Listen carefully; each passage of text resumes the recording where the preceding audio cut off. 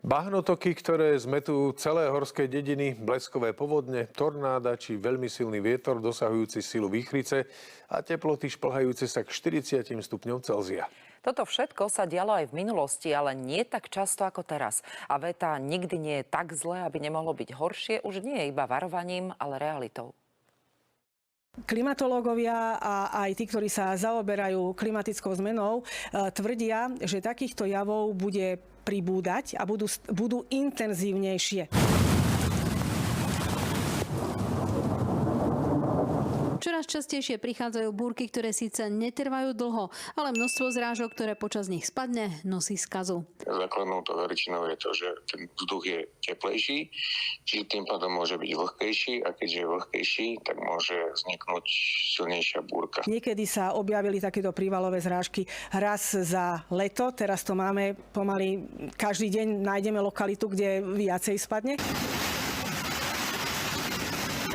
Slovíčko viac bežní ľudia niekedy opisujú, že z oblohy sa spustil vodopád či rieka.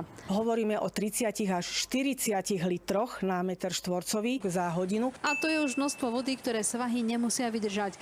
Dôkazom zo Slovenska je napríklad v minulosti Vrátna, dnes Monková dolina, no aj udalosti v Rakúsku či Taliansku. Meteorológovia hovoria, že búrka nebezpečná nie je. Nebezpečné sú jej sprievodné znaky. Blesky, ktorých počas piatku bolo neurekom a vietor, ktorý môže spôsobiť katastrofu.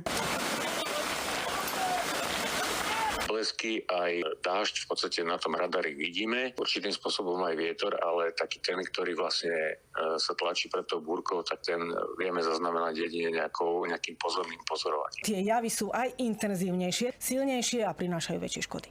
Pretože aj teplota atmosféry je vyššia. Či už máte búrku radi, alebo sa jej bojíte, dážniky neodkladajte a venujte jej patričný rešpekt. V priebehu budúceho týždňa sa opäť budú objavovať aj prehánky, aj búrky, pretože bude pokračovať prúdenie veľmi teplého a vlhkého vzduchu k nám. Marika Dulajová, televízia Joj.